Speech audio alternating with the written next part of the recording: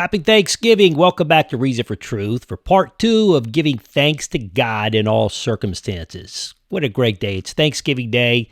Listen, the first Thanksgiving, to reiterate from last episode, truly thankful people are those who are thankful to God for all they have, where they live, and why they are here. Thankful people are content with how God has dealt with them, as difficult, again, for all of us, that is. Easy to say, difficult to accept.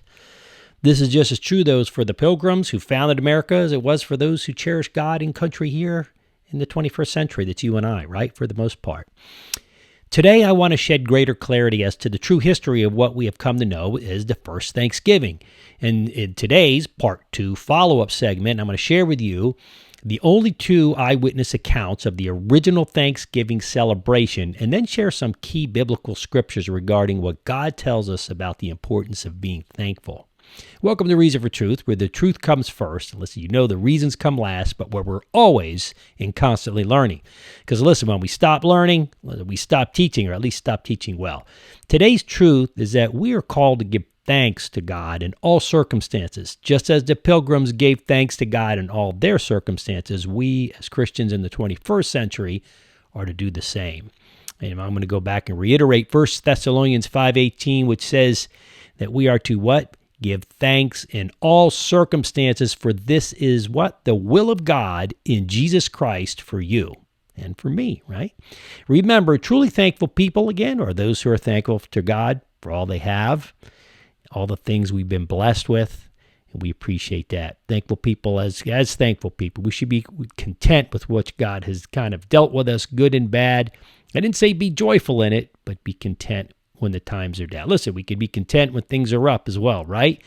This is just as true, again, for us as it was the Pilgrims. We know they had a difficult life when they came here. Probably half of the Mayflower died the first few months they were here, right? So rough weather, got sick, all right? Today's part 2 is part 2 of a 2-part series on a special Thanksgiving edition of Reason for Truth. And on our last episode, I spoke about the Old Farmer's Almanac, founded in 1792. If you haven't seen that, go back and watch that. They wrote an article, again, titled Weather and the First Thanksgiving. But before the first Thanksgiving celebration, the Pilgrims faced a much-delayed stormy voyage before they even landed on America, right? In America, on December 18th, 1620. This was the first day of winter, by the way, and over the next few months, and that's a New England weather, which is a rough weather, and over the next few months, 45 of the first 102 settlers died. But that didn't stop them as circumstances changed, with God's provision, though, and as a result, autumn brought a bountiful harvest that led to what we've come to know as the first Thanksgiving. So please remember that we are called today, just as the first Pilgrims were called in 1620, to give thanks to God, again, in all circumstances. If I sound like a broken record, that's the point. That's the truth for today. Again, in 1 Thessalonians, God tells us to do that in all circumstances, not some, okay? Today, I want to share with you 2 eyewitness accounts for the first Thanksgiving, an effort to provide you with a better context and direction as to how you and I can give thanks to God in all circumstances. So without further ado, let's get started. In our last episode, part 1, I provided you a little bit of history of the Pilgrims and the history of the United States and the leaders, and how Thanksgiving came to, resonate as a national holiday, and how that all unfolded in U.S. history and the first 3 points. If you haven't watched that or listened to that, make sure, you go back and do that. It's right before this one. So today I'm going to pick up really at the point of these 2 contemporary accounts of the 1621 original Thanksgiving event. Only 2 that we have. And the first account is our 4th point, right? We covered the first 3 points in part 1. Now, there are only 2 contemporary accounts, again, of this Thanksgiving. The first account is by a gentleman by the name of Edward Winslow. It was written in a letter dated December 12, 1621. Was first published in 1622, by the way. Edward Winslow was a separatist who traveled on the Mayflower in 1620 and who signed the Mayflower Compact. Now, if you're wondering, what is a separatist? Separatists were members of the Puritan sect designated separatists. Not crazies, but separatists, right? A lot of people like to call them fanaticals. They were just serious Christians, all right? They were separatists because they believed that membership in the Church of England would or could probably lead to a violation of biblical principles for Christianity and Christians that would follow that. As a result, separatists freely left to form independent congregations, something they couldn't do in England, really separate from the Church of England, which adhered more strictly to biblical principles as opposed to those that the Church of England held, that was more governmental and more process-oriented. That being said, Edward Winslow's account of the first Thanksgiving in 1621 reads as follows. He said this, "Our corn, which is really wheat, did prove well, and God be praised. He had a good increase of Indian corn, and our barley indifferent good. But our peas not worth the gathering, for we feared they were too late sown." You notice the English, right? This is Old English, man, not the modern English. "They came up very well and blossomed, but the sun parched them in the blossom. Our harvest being gotten and our government sent 4 men on fowling, that so we might after a special manner rejoice together after we had gathered the fruit of our labors. They 4 in one day killed as much fowl as, with a little help beside, served the company almost a week, at which time, amongst other recreations, we exercised our arms. Many of the Indians coming amongst us, and among the rest, their greatest king, Massaroit," the famous Massaroit, right? "with some 90 men, whom for 3 days we entertained and feasted. And they went out and killed 5 deer, which they brought to the plantation and bestowed on our governor, and upon the captain and others. And although it be not always so plentiful as it was at this time with us, yet by the goodness of God we are so far from want that we often wish you partakers of our plenty." Boy, that's some different English, huh? As a FYI, King Massaroit, or Chief Massaroit, lived from, he was an Indian, 1580 to 1661, and he was known to the Mayflower Pilgrims as the leader of the Wampanoag tribe, Indian tribe. Massaroit played a major role, by the way, in success of the Pilgrims, surviving and thriving.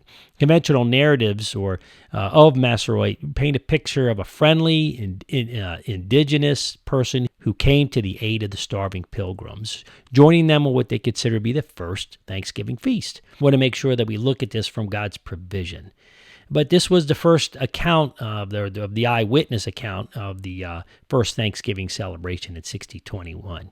Now, the second description was written about 20 years after the fact by William Bradford. His English was a little easier for me to read. William Bradford was the English founder and longtime governor of Plymouth Colony Settlement in his written about in History of Plymouth Plantation. It's important to note that, by the way, Bradford's history was lost. It was rediscovered only in 1854 after it had been taken by British looters during the Revolutionary War, but its discovery prompted a greater American interest in history of the Pilgrims. It's also in this account that the Thanksgiving turkey tradition is found. So we see this through this letter that we kind of say, hey, this is where they're eating turkey. This is why we eat turkey, is because basically if he wouldn't have written about it in his letter, we probably would have known in that we wouldn't be eating turkey. Maybe we'd be eating barbecue. I don't know, pasta. There's an Italian guy slipped in there. So, all right. So let's look now at the 5th point, which is the second of the 2 accounts, these eyewitness accounts. I'm going to read that to you. So it's written about in the History of the Plymouth Plantation. That's what this was written and published as. William Bradford wrote the following in his History of Plymouth Plantation. All right, this is what it says. This is what he wrote. "They began now to gather in the small harvests they had, and to fit up their houses and dwellings against winter, being all well recovered in health and strength, and had all things in good plenty." That's good news. Shows they were on the up, right? Different circumstances, dependence on God. I added that in myself. And he goes on to write, "For as some were thus employed in affairs abroad, others were exercising in fishing, about cod and bass and other fish, of which they took good store, of which every family had their portion. All the summer there was no want, and now began to come in the store of fowl. As winter approached, of which this place did abound when they came first, but afterward decreased by degrees. And besides waterfowl, there was great store of wild turkeys." There you go, the turkey, right? "Of which they took many. Besides venison," that's deer meat, etc.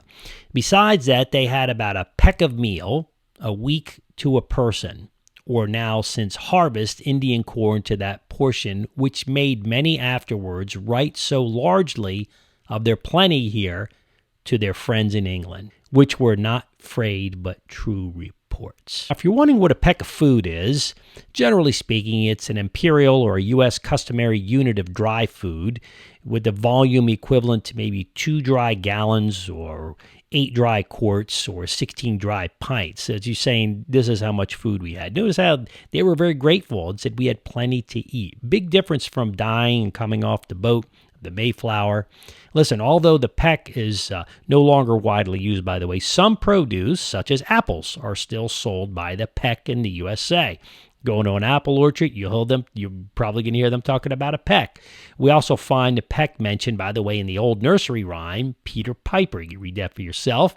And in the Bible, in older versions, obviously the King James Version, we can read in Matthew 5:15, which says, and in King James Version, this is a newer version of the King James Version, it says, "Neither do men light a candle and put it under a bushel," or I would say a peck, right? "But on a candlestick, and it give the light unto all that are in the house." So there you go. A little biblical clarification and how the King James came, right? Because you're talking in their language. Language changes, the Word of God doesn't.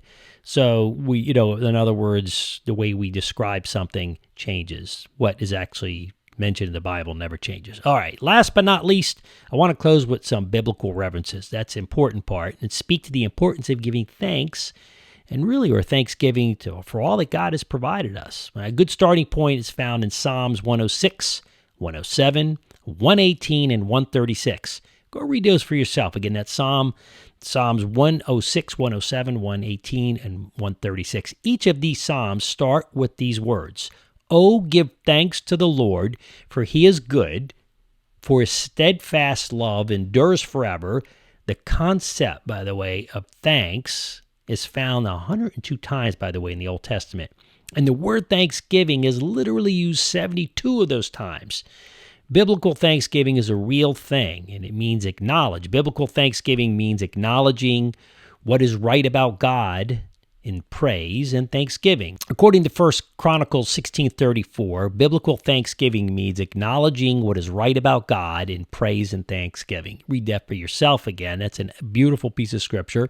The Hebrew word for thanksgiving, by the way, as it is in English, is really reserved for special occasions, such as Thanksgiving holiday, right, that we celebrate here in the United States. The Hebrew word comes from the root meaning acknowledgement and thanks.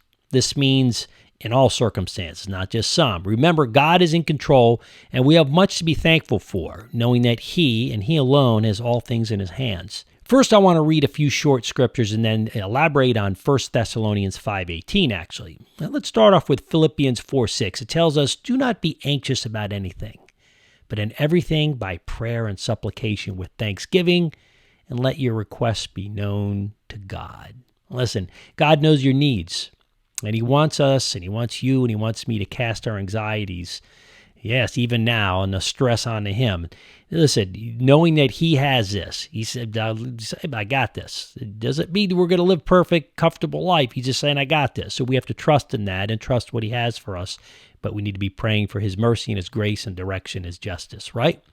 Next is Psalm 7:17, which says this: "I will give to the Lord the thanks due to His righteousness, and I will sing praise to the name of the Lord, the Most High."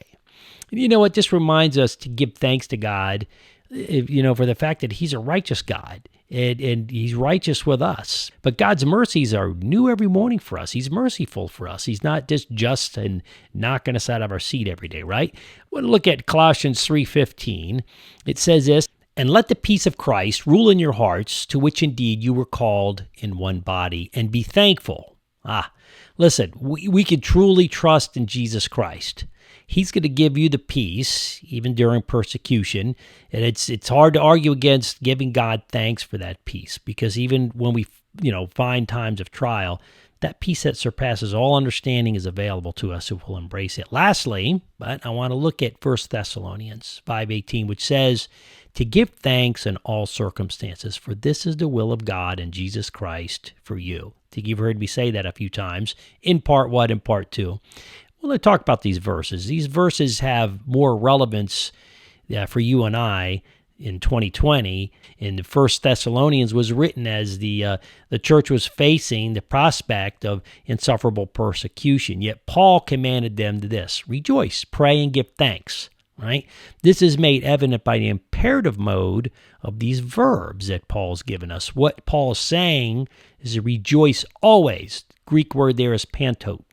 That's in Greek. This connotes the idea of rejoicing in all circumstances, even those not naturally conducive to joyfulness.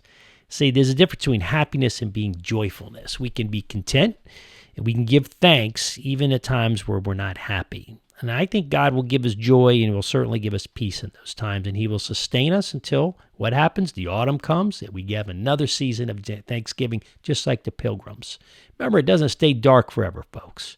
And when you're at the peak at its light, remember, there's another day for darkness. That's why we go to the one consistent thing in life, which is God in Jesus Christ. This verse is talking about to pray without ceasing. The Greek there is adelioptis, right, for the Greek word, and it carries the idea of prayer, not as an uninterrupted vigil, but constantly recurring, really nonstop, with faithful consistency. So listen, to give thanks in everything is not to say give thanks for everything, right, but to look past current circumstances and know that all things work together for good. Romans 8:28, read that for yourself. Remember, God works things out for the good, for our good, but according to his will. Listen, in closing, don't forget that prior to this wonderful first Thanksgiving feast, that the Pilgrims faced a much delayed stormy voyage, lost almost all their food for that reason, and they landed on December 21st, which was the first day of the winter. It was cold, man. New England is cold on December 31st.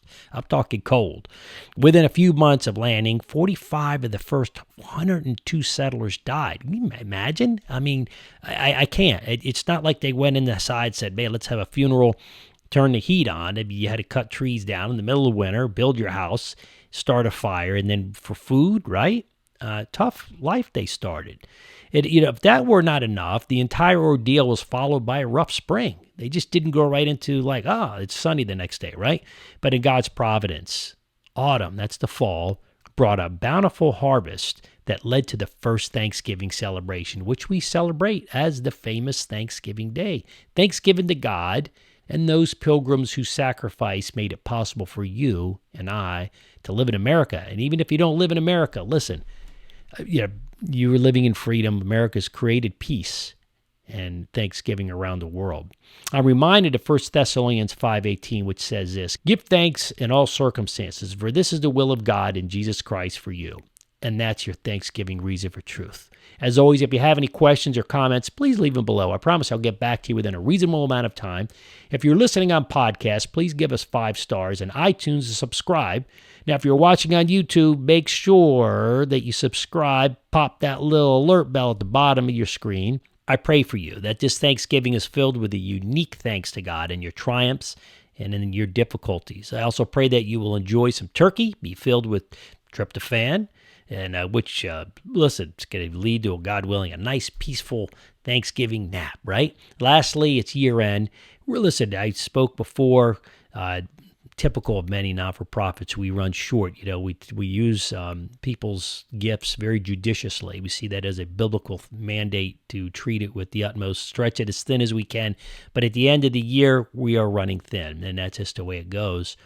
And we're also trying to launch 3 new programs, one of which is, you can go there, it's going to launch in mid-January in full force, equippedacademy.com, online training program. We can't do this mission without you, without your prayers, without your financial support. If you will consider a one-time gift or perhaps become a monthly supporter for support our mission, we'd appreciate that. Some people start off, listen, they go $40 a month. Some people are able to do a lot more than that. We appreciate any amount, less or more.